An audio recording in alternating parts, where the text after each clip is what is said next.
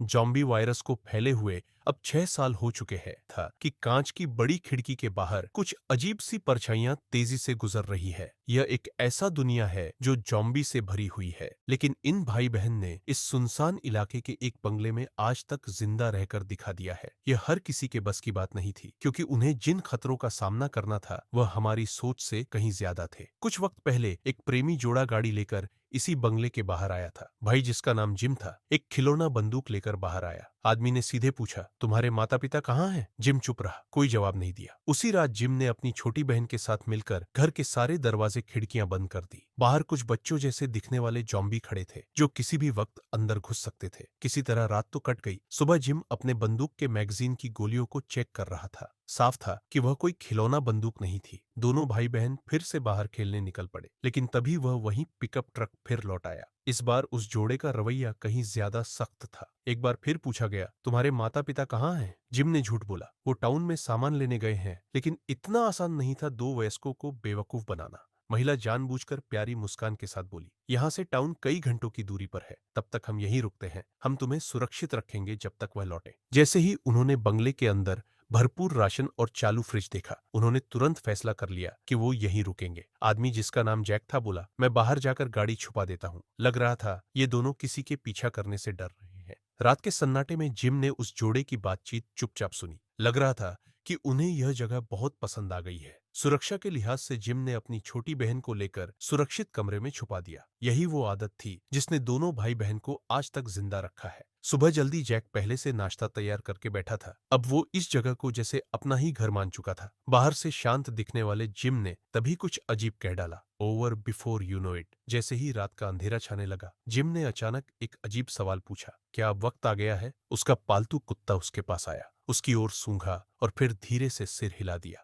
Gym फौरन अपनी छोटी बहन को गोद में उठाकर सुरक्षा कक्ष में बंद कर देता है। नीचे मंजिल पर वही प्रेमी जोड़ा अब भी अपने में मग्न था। उन्हें जरा भी अंदाजा नहीं था कि खतरा सिर पर मंडरा रहा है। लड़की बाथरूम जाने का बहाना बनाकर उठी। तभी उसने देखा खिड़की के बाहर कुछ जॉम्बी झुके खड़े थे। उसने जल्दी से लाइट बंद कर दी। शायद उसे लगा अंधेरे में जॉम्बी उसे नहीं देख पाएंगे। मगर तभी पीछे से कमरे का दरवाजा धीरे से खुलता है। जैक को फौरन कुछ गड़बड़ लगती है। वो पिस्तौल निकालकर भीतर आता है और सामने का नजारा देखकर दहल जाता है। उसकी प्रेमिका लहूलुहान हालत में जमीन पर पड़ी थी। इसके बाद वो जोड़ा इस कहानी से हमेशा के लिए गायब हो गया। वहीं दूसरी ओर जिम और उसकी बहन तो जैसे कुछ हुआ ही नहीं। अगले दिन भी पहले की तरह बाहर खेल रहे थे। यकीनन ये कोई पहली बार नहीं था कि किसी इंसान ने उनके घर में घुसने की कोशिश की हो। इसी दौरान एक लंबे बालों वाला आदमी बर्फीले जंगल में चल रहा था। वो बर्फ में कई जगह बिछे जालों को देखता है और उन्हीं के निशानों को फॉलो करता हुआ बंगले तक पहुंच जाता है। तभी अचानक एक छोटी लड़की उसके सामने आ जाती है। वह आदमी कुछ समझ पाता उससे पहले ही उसकी गर्दन में तेज जलन होती है। उसे बेहोशी की सुई मार दी गई थी और यह कारनामा और कोई नहीं बल्कि जिम का था। यही उसकी एक और जिंदा रहने की तरकीब थी। जब वह आदमी बेहोशी से जागा, जिम पहले से उसकी तरफ पिस्तौल ताने खड़ा था। पूछताछ में पता चला कि उस आदमी का नाम आदान है। वो एक स्पेशल फोर्स का सैनिक है जो अपनी पत्नी को ढूंढते हुए उत्तर की ओर जा रहा है। जिम थोड़ा चौंका। उसे यह आदमी कुछ अलग सा लगा। आदान ने उनसे खाना या दवाई नहीं मांगी, बल्कि बस अपनी गन वापस चाहता था। जिम ने तब एक डील की, अगर आदान मदद करे और बंगले में फिर से बिजली चालू कर दे तो वह गन वापस कर देगा। आदान ने पूछा, तुम्हारे माता पिता कहाँ हैं? इस बार जिम ने झूठ नहीं बोला। उसने बताया उसके पिता एक वैज्ञानिक थे जो बहुत पहले से लापता है और उसकी माँ सुरक्षा एजेंसी की एजेंट थी जो कुछ दिन पहले किसी मिशन पर गई थी और जल्द ही लौटने वाली थी। आदान रनिंग मशीन को देखता रहा। शायद उसकी यादों में कुछ चल रहा था। आदान को यह जानकर हैरानी हुई कि यह पूरा बंगला असल में ट्रेड मिल से बिजली पैदा करके चलाया जा रहा था। तभी अचानक खिड़की के बाहर एक ज़ॉम्बी धीरे धीरे चलता हुआ नजर आया। आदान ने एक पल की भी देर नहीं की, तुरंत लोहे की रड उठाकर बाहर निकल गया और उसे खत्म कर डाला। लेकिन जब वो खून से सना हुआ वापस लौटा तो जिम गुस्से में चिल्लाया, तुमने उसे मार क्यों डाला? ये सारे शीशे बुलेट प्रूफ है, कितने भी ज़ॉम्बी आ जाए अंदर नहीं घुस सकते। आदान को डांट जरूर पड़ी, मगर उसके मन में इन भाई बहन के लिए और भी दया उपजने लगी। उसने खुद ही ट्रेडमिल पर चढ़कर हाथों से बिजली बनाने का फैसला किया। पूरी रात इसी में बीत गई। इतना दौड़ा कि लगभग गिर ही पड़ा। तभी पता नहीं कब जिम की बहन पास आ गई। कुछ देर उसके चारों ओर घूमती रही, फिर नाक सिकोड़कर बोली, बहुत बदबू आ रही है, और हंसते हुए भाग गई।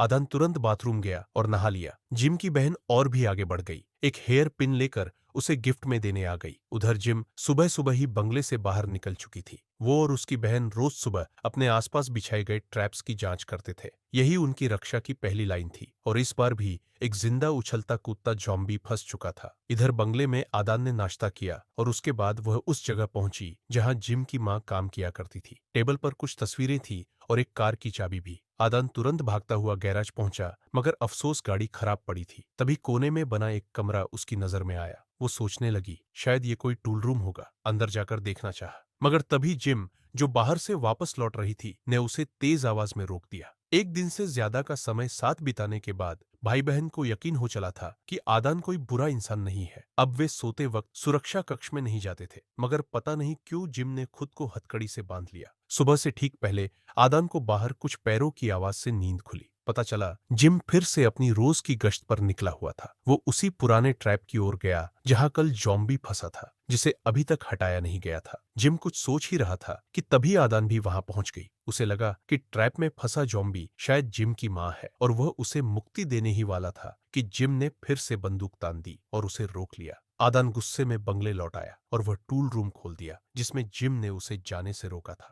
अंदर एक चटाई बिछी थी और दीवारों पर कीचड़ भरे नाखूनों के निशान थे। उसने तुरंत समझ लिया यहाँ किसी जॉम्बी को बंदी बनाकर रखा गया था। अब आदान को अपने शक और भी पक्के लगने लगे। इसी दौरान बाहर से इंजन की आवाज सुनाई दी। कुछ नए सर्वाइवर वहां आ पहुंचे थे, मगर उनके हाव भाव अच्छे नहीं थे। हथियार लिए हुए वे बंगले के चारों तरफ घूम घूम कर ताक झांक करने लगे। आदान के पास कोई हथियार नहीं था, इसलिए वह कुछ नहीं कर सका और उधर पहाड़ी गश्त से लौटी जिम दूर से ही यह सब देख रही थी। उधर दूसरी मंजिल की खिड़की पर जिम की बहन खड़ी थी और बार बार हाथ हिलाकर इशारे कर रही थी। जैसे ही लुटेरे उस तरफ बढ़ने लगे, आदान अचानक प्रकट हुआ और सीधा हमला करके एक लुटेरे को खत्म कर दिया। जिम ने लंबी सांस ली, राहत सी मिली। बाकी लुटेरों ने देखा कि सभी खिड़कियां और दरवाजे बंद हैं, तो आखिरकार अपनी गाड़ी में बैठकर वापस लौट गए। इस घटना के बाद जिम को आदान पर पूरा भरोसा हो गया। उसने खुद ही उसका हथियार वापस लौटा दिया। अब आदान को लगने लगा कि शायद उसका जाने का वक्त आ गया है, मगर न जाने क्यों उसे अंदर ही अंदर थोड़ी कसक सी होने लगी।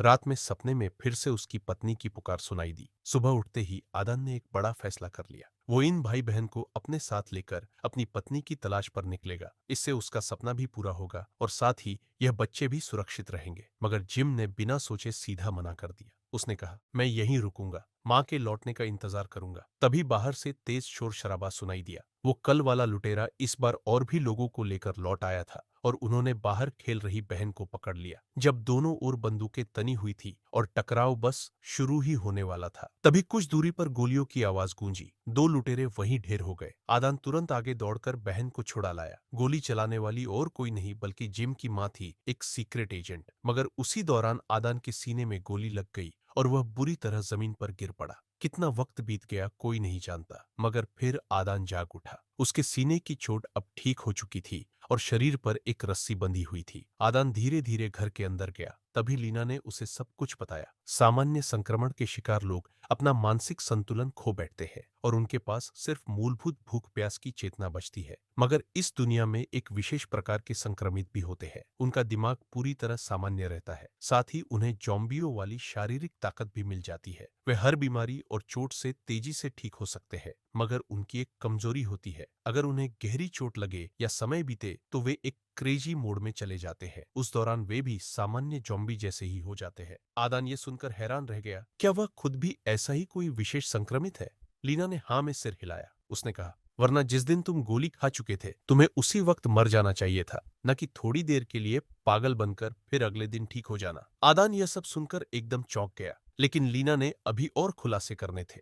उसने बताया कि लड़का जिम भी उसी की तरह एक विशेष संक्रमित है। असल में उस रात जो कपल मारा गया था, उन्हें क्रेजी मोड में गया जिम ही मार चुका था। अब समझ आया क्यों हर रात सोने से पहले जिम खुद को हथकड़ी में बांध लेता था। आदान ने पूछा, क्या क्रेजी मोड का समय पहले से नहीं पता चलता? लीना ने कहा, जिम का पालतू कुत्ता खास ट्रेनिंग से गुजरा है। वो बदन से उठती सूक्ष्म गंध से समझ जाता है कि कब जिम क्रेजी होने वाला है। आदान को उस कमरे की याद आई जिसमें दीवारें नाखूनों से खुरची हुई थी। वहीं पर जिम को उसके क्रेजी मोड के दौरान बंद किया जाता था। तभी दूर से इंजन की आवाज सुनाई दी। लीना अपनी बेटी को गोद में उठाए हुए कुछ मिलिटिया वालों से निपट रही थी। उनमें से जो सफेद दाढ़ी वाला नेता था वह पहले से लीना को जानता था। असल में उसकी बेटी एक नौजवान लड़के के साथ भाग गई थी, तो यह पिता बहुत चिंतित होकर अपनी टीम लेकर खोज में निकल पड़ा था।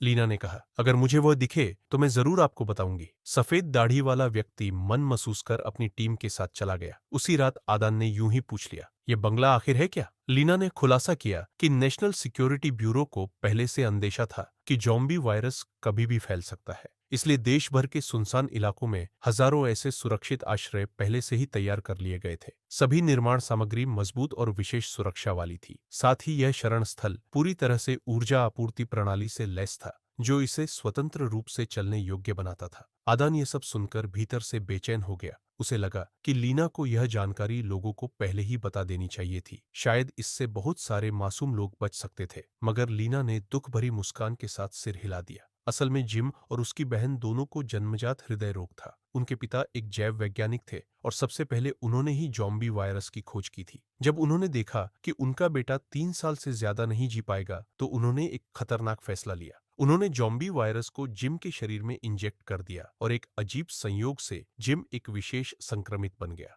लेकिन जब जिम पहली बार क्रेजी मोड में गया तो उसी दौरान उसके पिता को काट लिया गया। वे खुद को नहीं बचा पाए और धीरे धीरे एक साधारण ज़ॉम्बी में तब्दील हो गए। आखिरकार लीना को खुद अपने पति को मारना पड़ा। आदान यह सब सुनकर भीतर से हिल गया। उसकी निगाहों में लीना के लिए गहरा सम्मान पैदा हो गया, एक माँ जो हर हाल में अपने छोटे परिवार को बचाने में जुटी थी। धीरे धीरे लीना का परिवार भी आदान पर भरोसा करने लगा। एक दिन जिम का कुत्ता अचानक भौंकने लगा। लीना समझ गई जिम की तबीयत फिर से बिगड़ने वाली है। उसने जिम को एक कमरे में बंद कर दिया और थोड़ी ही देर में अंदर से खौफनाक चीखें आने लगी। लीना सन्न रह गई, जैसे किसी ने उसका दिल चीर दिया हो। मगर वह चुपचाप दरवाजे के बाहर बैठी रही, क्योंकि यही एकमात्र रास्ता था। उसी समय आदान चुपचाप उसके पास आया और कहा, अब मैं पहरा देता हूँ। शायद यही फर्क होता है जब घर में एक मर्द होता है। मगर किसी को भी अंदाजा नहीं था कि जिम की बहन बाहर खेलते खेलते अचानक बेहोश होकर गिर जाएगी। लीना तुरंत समझ गई, उसकी दिल की बीमारी फिर से उभर आई है। उनके पास कोई उन्नत इलाज नहीं था। आदान ने सुझाव दिया कि उसे भी जिम की तरह ज़ॉम्बी वायरस से संक्रमित किया जाए,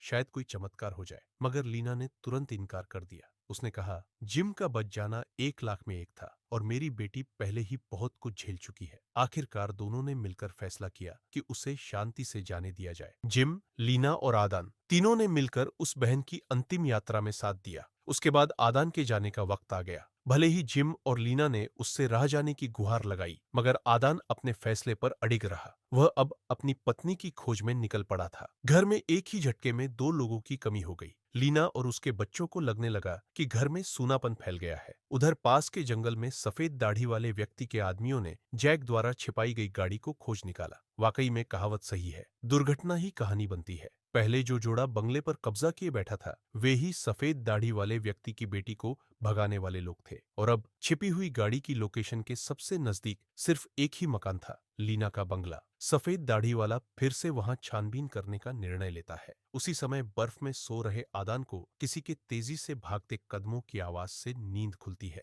जब उसने बाहर झांका, बर्फ पर कई पैरों के निशान बिखरे थे और गाड़ी के टायर के निशान सीधे लीना के घर की ओर जा रहे थे। आदान के मन में जबरदस्त बेचैनी भर जाती है। वह तेजी से उसी रास्ते पर दौड़ पड़ता है। दूर से उसे दिखता है कि लीना का बंगला अब पूरी तरह से मिलेशिया के कब्जे में है। उसी समय सफेद दाढ़ी वाला आदमी लीना पर अपनी बेटी की जानकारी छुपाने का आरोप लगा रहा था, क्योंकि उसके आदमियों को उसकी बेटी की एक छोटी सी वस्तु वहीं पड़ी मिली थी। अब लीना कुछ भी कहने लायक नहीं रह गई थी। उसके पास कोई सफाई नहीं बची थी। उधर आदान चुपचाप बंगले की सुरक्षा घेरा पार करता है और किसी तरह भीतर घुसने में सफल हो जाता है। वह रसोई में छुपी हुई जिम की बहन को ढूंढ निकालता है और दुश्मनों की संख्या जानने के बाद तुरंत हथियार निकालता है। आदान अब अंधेरे में घूमता एक मौत का देवता बन चुका था। वह एक एक कर हर कोने में तैनात मिलिया सैनिकों को खामोशी से खत्म करता गया। मगर जब वह हॉल तक पहुंचा तो वहां पर कई बंदूकें उसकी खोपड़ी पर तनी हुई थी। लेकिन आदान का अगला कदम सभी को हैरान कर देता है। उसने अचानक खुद के गले पर चाकू चला दिया। पास खड़े लोग आश्चर्य से पथरा जाते हैं। सिर्फ लीना ही समझ पाती है कि आदान ने यह क्यों किया।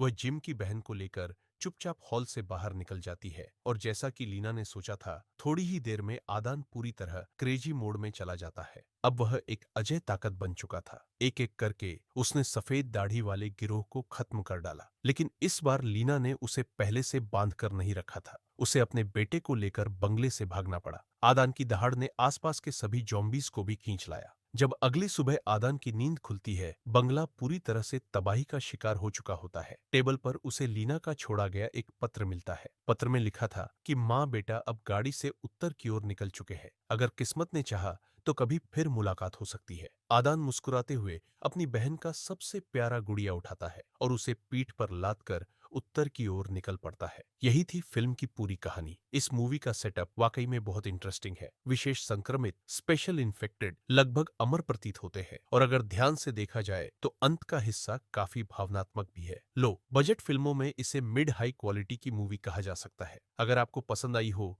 तो मूल फिल्म जरूर देखिए। आज के लिए बस इतना ही। अगली बार फिर मिलेंगे।